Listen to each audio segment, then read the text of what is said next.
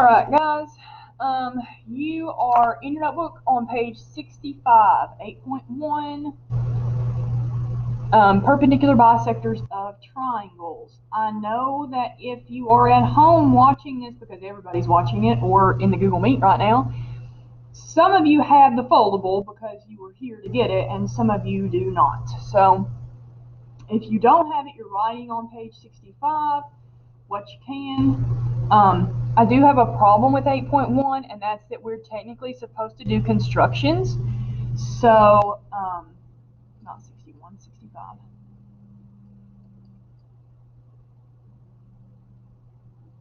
So we're going to talk about that part, but if you don't have a compass, you're going to watch me do it, skip over it, and you can fill it in after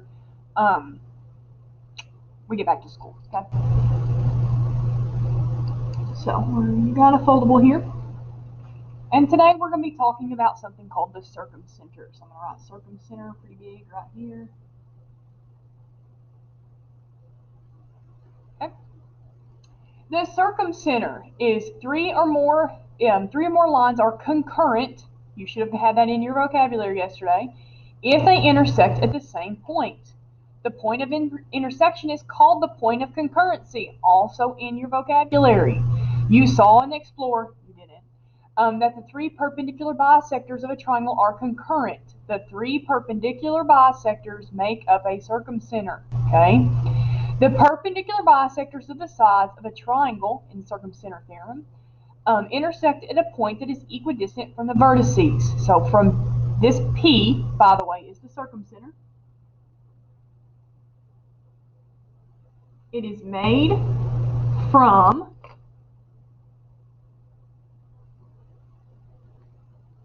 get a highlighter. The three perpendicular bisectors of a triangle make up the circumcenter. It is equidistant to the vertices. Okay? So here's what I mean. Technically, we're supposed to construct a circumcenter. If you don't have a compass at home, you're not going to be able to do this. If you do, then you will be able to do this. So if you have a compass, pull one out, and a straight edge as well.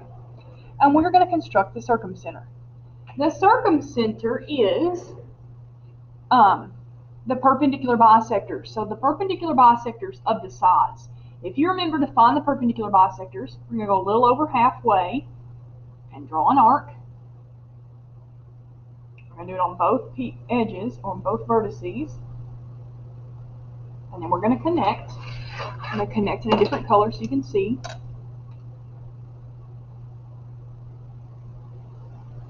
No, it will not necessarily go through this vertex. It has to be special to go through that vertex. There's the first one. Okay. Do the next one. Technically, you only have to do two, not three. A little over half. There. There.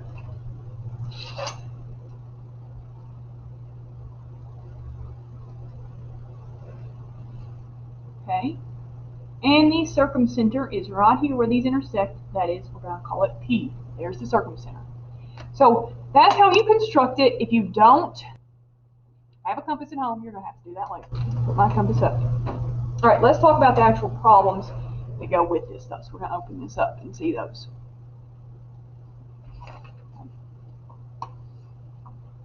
The circumcenter, we're going to talk about it. We'll have it. We know if we have the circumcenter, if we have the perpendicular bisectors.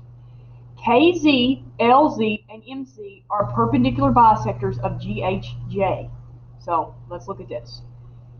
KZ, LZ, and MZ are perpendicular bisectors, meaning they meet at a 90-degree angle and that they are cutting these segments in half.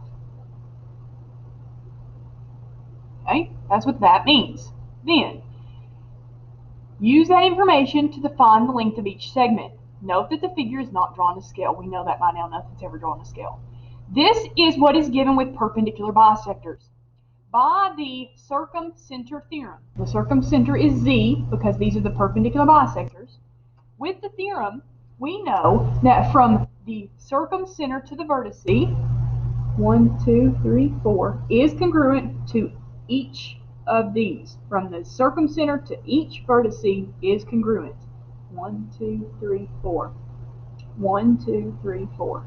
That's what we know if we have a circumcenter. And Z is the circumcenter because it's the perpendicular bisectors, okay?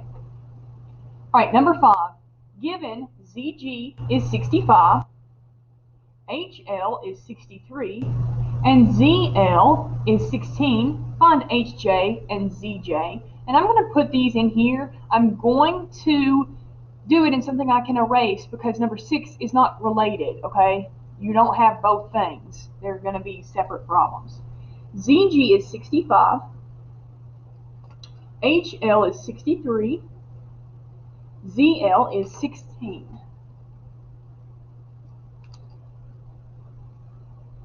Okay, we are supposed to find HJ.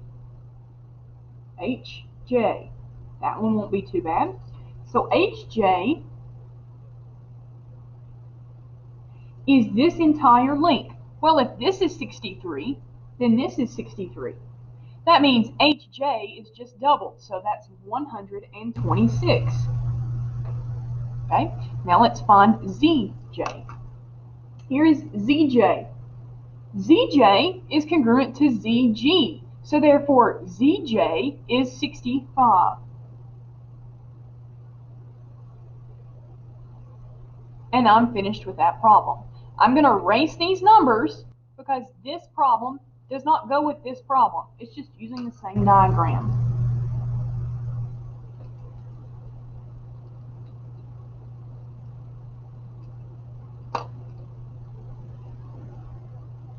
Number 6. Given ZM is 25, ZM is 25, ZH is 65,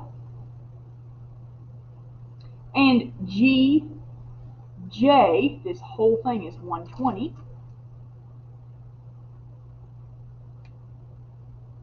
Find GM and ZG.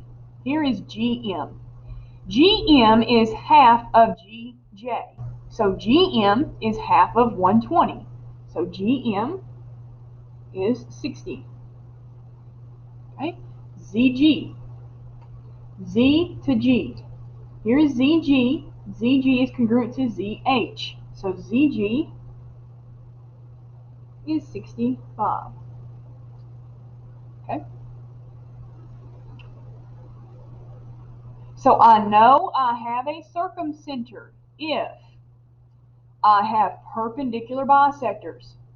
The circumcenter theorem says from that point to the vertices are congruent. This is always true in a triangle with a circumcenter. All of these markings, okay? The sides are cut in half. The point to the vertices are congruent. Okay? Number 8 and 9. We're going to graph the triangle and find the circumcenter. So Q is at -4, 0. Q. R is at 0, 0. S is at 0, 6.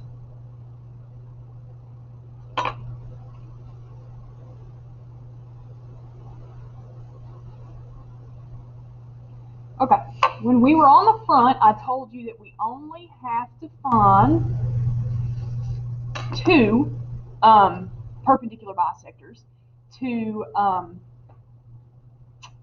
construct the circumcenter, okay? So we're only going to do 2 perpendicular bisectors. In the word perpendicular bisectors, we know it's going to have to meet at a right angle. We know it's going to have to bisect the segment.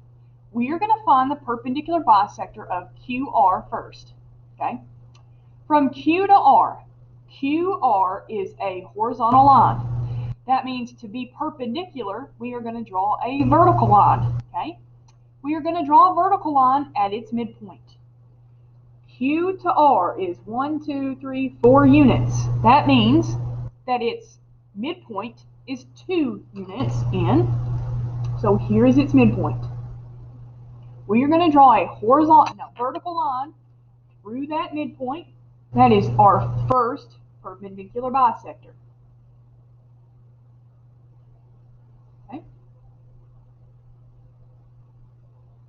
We are then going to draw a second one through SR, or RS. It is a vertical line, which means its perpendicular will be a horizontal line. We need the middle, so it's 1, 2, 3, 4, 5, 6. So 1, 2, 3 is halfway.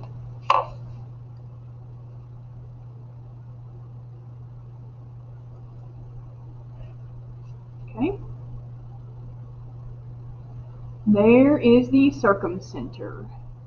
Why they label it P, I don't know, but we're just going to do that anyway. Okay. Let's do number 9. 9 is at 1, 1. So that's K.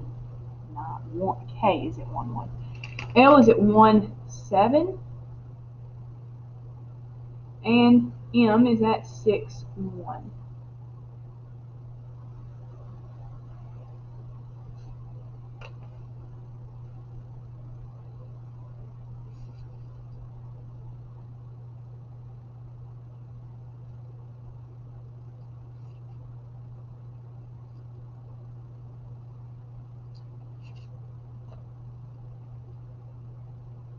Okay, same thing. We're going to find the circumcenter. So pause the video, try to find the circumcenter on your own. All right, KL is vertical, so the perpendicular is going to be horizontal. I can't think of the word perpendicular today. 1, 2, 3, 4, 5, 6 units. So 1, 2, 3 units is halfway. Draw a line.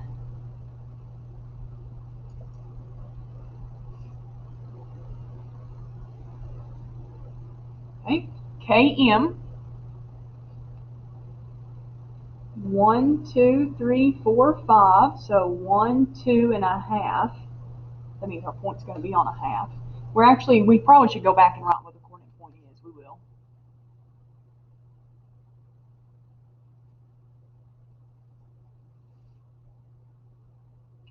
Okay. So this point is on 3.5, comma 4. The circumcenter, in case you ever get asked. The screen froze, so hang on just a minute. There you go. And this one is -2, 3. So if you ever get asked how to find it, that's how. All right, we're going to take a little bit of a note up here in the blank space. Something that you will be asked sometime on a quiz or test is the location of these triangle centers. So we're only learning about circumcenter today. So the location of the circumcenter. If the triangle is acute, like this, the circumcenter will be inside of the triangle. If the triangle is a right triangle, like these, the circumcenter will be on the hypotenuse. And if it is obtuse, which we do not have in this situation or example, but I'll show you one in just a minute, the circumcenter will be on the outside. And I will show you that if you give me just a minute. Glue this to page 65. After you've glued it, I had to find my own glue, I'm going to open up something called Geogebra to show you a perpendicular bisector of a obtuse triangle. Your homework, by the way, is that 8.1 worksheet that I gave everybody a copy of. So you need to work on that. I'm going to minimize this. I'm going to open up a Geogebra. Geogebra is a free software, by the way.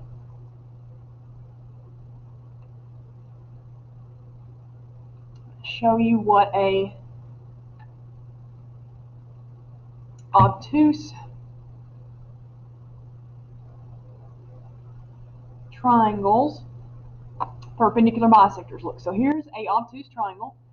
and I'm going to construct the perpendicular bisector of each. Here, there's the perpendicular bisector, there's the perpendicular bisector, there's the perpendicular bisector. Our point is outside because it is obtuse. I can also drag this around. Watch. Let's go back to a right triangle. Right there. You know how I know it's right? It's on the hypotenuse.